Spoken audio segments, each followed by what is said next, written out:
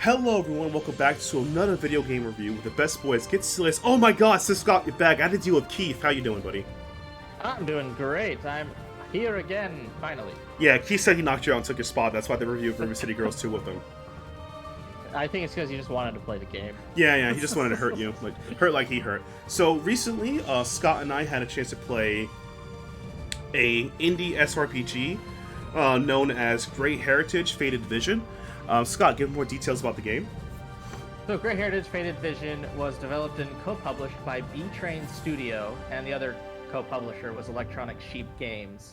Yeah, and before we let you know more about the game, our opinions of it, be sure to subscribe to the channel, hit the bell as well, be notified next time I go live with content, and follow myself, Getselious and Sithscott, in the description below, so you know all the cool stuff we're doing. And about the way, let's talk more about Great Heritage.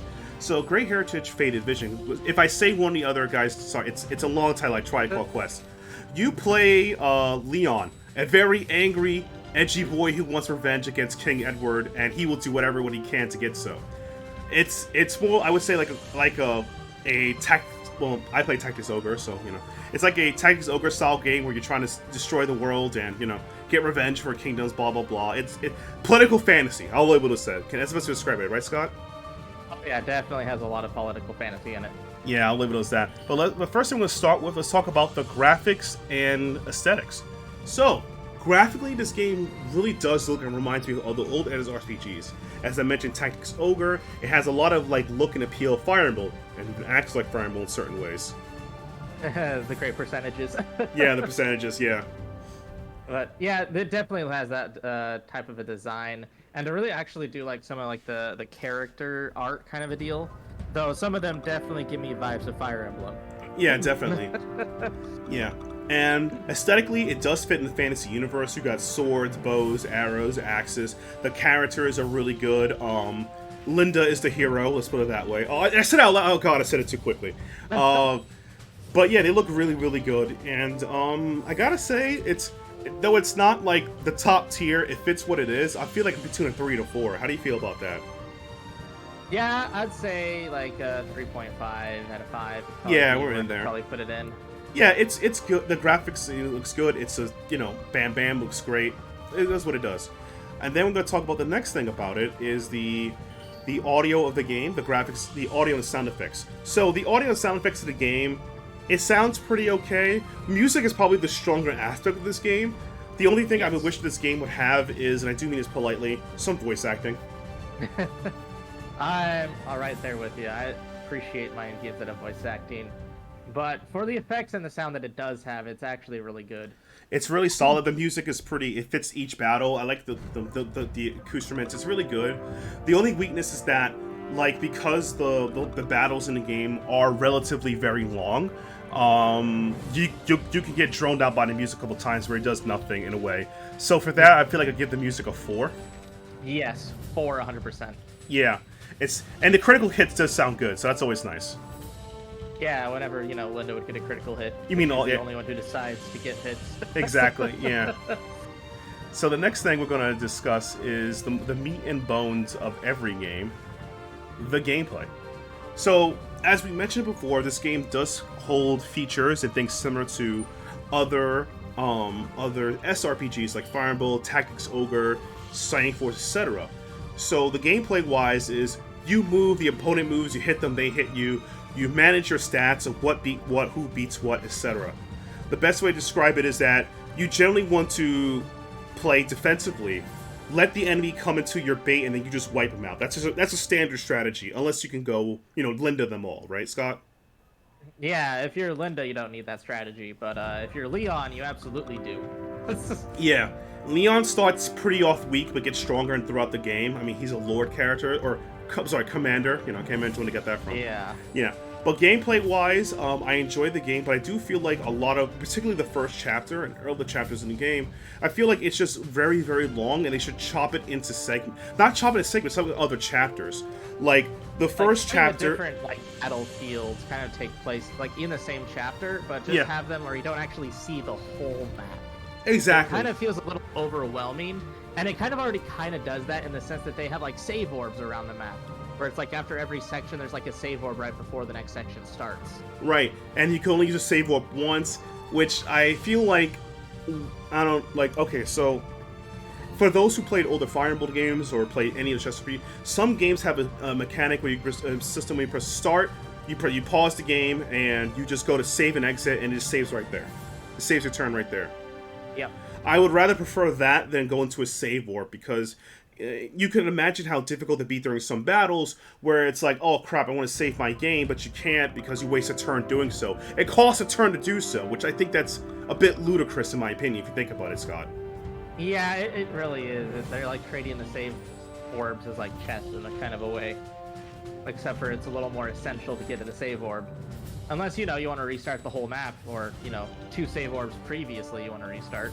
Yeah, exactly. But with how long-winded the maps are, it's kind of not recommended to do that. Exactly. I'm not a huge fan of how the save works, as well as, because you don't know when a chapter's going to end, if you save it too early, well, that's that. You can't, like, reactivate the save orb.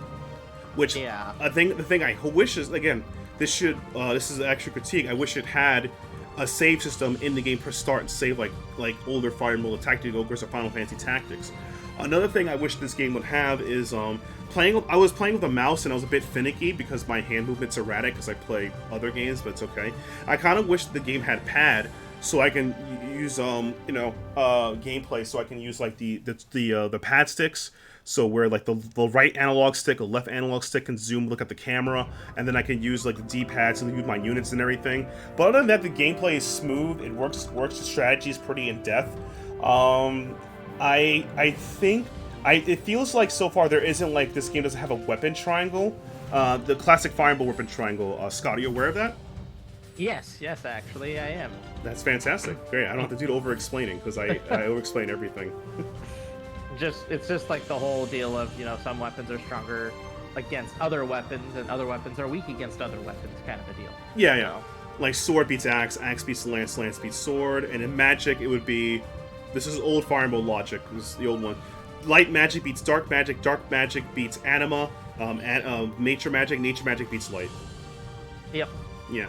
And I don't think I feel that in this game, but the more tactics in this game will place on movement, and praying Lynn wins the battle for you. God, we love Lynn. We love you in this house.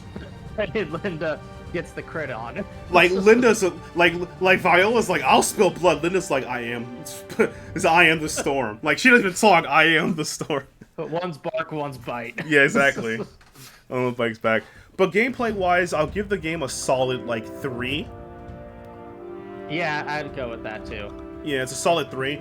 It's worth a try. It's interesting to look at. Well, there's some elements that you could feel is a bit strenuous and it could be a little bit downpouring. Simply because strategy games, you want them to last certain time but not too long. I guess say the pacing of it, because it just takes it out of you. I feel some of the battles last a bit too long, regardless if you're trying to 100% and grab every other treasure chest or whatever. And that just adds, more time that you probably should spend thinking more. But having also those things in the items in the chests are sometimes important. Sometimes they have a swift bow in them. Sometimes it's not important. It's just another cure leaf. Right. And there's an aspect of the characters is that, again, some chapters are very long where you want to be shot up segmentally. I don't mind if the first half of the game where you fight Dixon, escape the castle, and that was broken into 3 separate chapters with cutscenes in between of it to make the pacing feel better. If anything, the pacing in the game could be a bit daunting for some. Yeah, it feels a bit elongated, but in the wrong way. Exactly, yeah.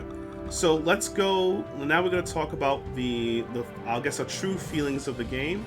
We're going to talk about what we give this game. So, the final score. So, we think the music's pretty okay. The gameplay is somewhat solid. We definitely see the inspirations from other tactical games like Final Fantasy Tactics, Tactics Ogre, and from Fire Emblem here. So what will we give this game? I feel like this is a game that people who like those games give it a try. Anyone? 100%. If you're a fan of SRPGs or tactics games in general, this is definitely one you want to give a try. Yeah. Is it excellent at it? 50-50. Is it something I recommend to newer players who are into the genre? Not so much, because I feel like there's other games they could play to explain easier. Though I feel this is one of the easier ones. And with that, I'll give it a solid 3 out of 5. It's worth a try. If you're new to the genre and trying it out, this could be a bit daunting how lengthy the battles are, but it's worth the experience. It's that good. If you're a veteran of the series, you would definitely want to put this on your list to try out. I definitely think it's worth the try, even just because of how just fun the dialogue is in this game. The dialogue is pretty fun in the game. It's really interesting. He wrote really well. And in my opinion, for a game with this much content in it, it's like $15 USD. It's not that bad. Like, I've rounded up like 40. So I feel like, honestly, this is a good game for those SRPG guys who want something to fix to play it. Something for newer players, it's worth a try, but not something top tier-ish. And I say top tier-ish in a way like it's a must get, but definitely something to look out. If it's a Steam sale to pick up, because this game has an interesting twist of it, but it doesn't feel too far from the classical SRPG base.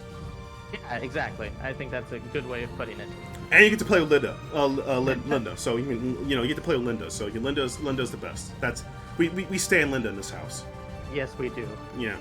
And with that, if we did it, we'd be dead. We'd be dead. That's not what we mean. Yeah. Linda, don't hurt us. No, Linda, no. Oh god, with that out the way, thank you guys so much for checking out the review. Be sure to like the video, subscribe to the channel, let us know what you think about our review. Was it too harsh? Do you think there's other SRPGs you should check out? Do you think that you're okay with having battles that last 3 hours at a time, you know? Actually, that'd be pretty horrible. A 3-hour battle playing game, oh my lord. Try to constantly think about it too. Yeah, geez, that would be too much. But unironically though, honestly, this game is, give it a try. Give Great Heritage, look out Faded Vision, and we'll see you guys. Oh, be sure to follow us in the link below. You know, us, Getselious and Sithscott. And without the way, we'll see you guys in the next one. See ya.